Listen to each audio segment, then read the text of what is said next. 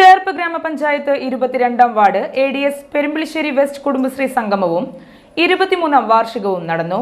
ചേർപ്പ് ഗ്രാമപഞ്ചായത്ത് president Sijo George ഉദ്ഘാടനം ചെയ്തു. വളരെ സന്തോഷം. ഇത്രയധികം ആളുകൾ പങ്കെടുക്കാം എന്ന് പറഞ്ഞിട്ടുണ്ടെങ്കിൽ സാധാരണ ഞാൻ ചോദിച്ചു സ്വകാര്യത്തില് എത്ര വാർഡിൽ നിന്നുള്ള ആളുകളുണ്ടോ ചോദിച്ചപ്പോൾ പറഞ്ഞല്ല, ഈ വാർഡിൽപ്പെട്ട ആളുകളാണ് ഭൂരിഭാഗം ആളുകൾ പറഞ്ഞു.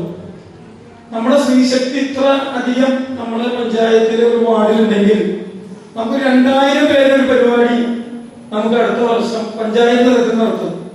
അത് CDSന്റെ ചെയർപേഴ്സൺ നടന്ന വാർഡിൽ വെച്ച് ഞാൻ ആദ്യമായിട്ട് ഒരു കുടുംബ സംഗമത്തിൽ അല്ലെങ്കിൽ വാർഷിക ആഘോഷത്തിൽ പങ്കെടുക്കുന്നത് കുടുംബശ്രീയിലെ ഇവിടെയാണ്. അപ്പൊ നമ്മുടെ പഞ്ചായത്ത് തലത്തിൽ നമുക്ക് ഒത്തിരി കാര്യങ്ങൾ നമുക്ക് ചേർപ്പ് പഞ്ചായത്തിൽ ചെയ്യാനുണ്ട്. ഞങ്ങള് കഴിഞ്ഞ ഡിസംബറിലാണ് നിങ്ങൾക്ക് എല്ലാവർക്കും അറിയാം പുതിയ ഭരണസമിതി നിലവിൽ വന്നത്. ആദ്യമായി ഞങ്ങൾ ഭാരവാഹികളോട് സംസാരിച്ചപ്പോൾ അവർ ആവശ്യപ്പെട്ടത് നിങ്ങൾ ഉണ്ടാക്കുന്ന വിഭവങ്ങൾ വിതരണം ചെയ്യാൻ അല്ലെങ്കിൽ അത് വിറ്റഴിക്കാനുള്ള ഒരു സാഹചര്യം ഉണ്ടാക്കി തരണമെന്ന് പറഞ്ഞപ്പോൾ തന്നെ മീറ്റിംഗ് ഒന്നും കൂടാണ്ട് തന്നെ ഞാൻ പറഞ്ഞു, ഭോജനശാലയിൽ ഇല്ലാത്ത നമ്മുടെ ഫംഗ്ഷനുകൾ ഇല്ലാത്ത സമയത്ത് നിങ്ങൾക്ക് ഞങ്ങൾ അനുവദിക്കുന്നു എന്ന് പറഞ്ഞു.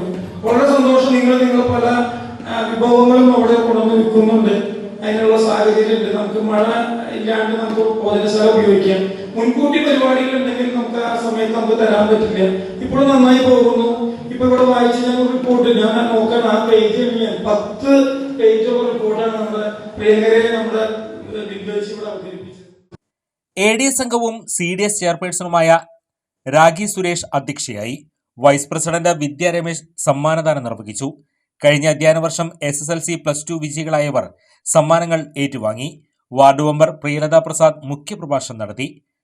ADS vice president Sheena Nandakumar, 21ാം ward member Beena Unnikrishnan, CDS അംഗങ്ങളായ രജില, രേഷ്മ, ഉഷ വിജയൻ, ബിന്ദു രവി, ഉഷ വേണുഗോപാൽ എന്നിവർ സംസാരിച്ചു.